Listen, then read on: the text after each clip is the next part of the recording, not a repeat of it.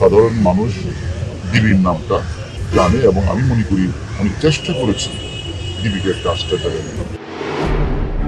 কিশোরগঞ্জের মিঠামইনের হোসেনপুর গ্রামের পাশের হাওরে প্রায় 30 একর জমিতে দ্বীপের মতো দাঁড়িয়ে আছে একটি বিলাসবহুল রিসোর্ট।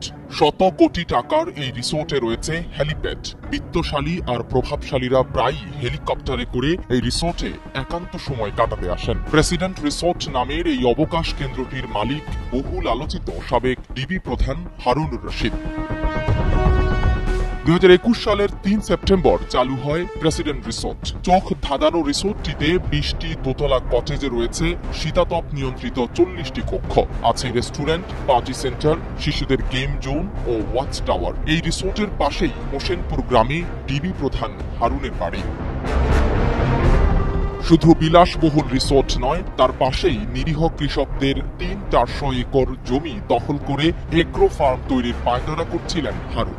শতাধিক একর জমি বাঁধ দিয়ে গত বছরই দখল করে নিয়েছেন। বর্ষা চলে আসায় কাজ সম্পূর্ণ করতে পারেননি। মিঠামইনের হোসেনপুর থেকে অষ্টগ্রামের ভাতশালা পর্যন্ত কয়েক কিলোমিটার এলাকায় বাঁধ নির্মাণ করা হয়েছে হারুনের ছোট ভাই শাহরিয়ারের নেতৃত্বে। গত 7 ও 13 আগস্ট 2 দফা সরেজমিনে সাবেক ডিবি প্রধান হারুন রশিদের এলাকায় গিয়ে ভুক্তভোগী এবং নানা শ্রেণী পেশার মানুষের সঙ্গে আলাপ করে তার বিপুল পরিমাণ সম্পদের সন্ধান পাওয়া গেছে। স্থানীয়দের প্রশ্ন, একজন পুলিশ কর্মকর্তা কিভাবে এতটা অর্থবিত্তের মালিক হয়ে গেলেন?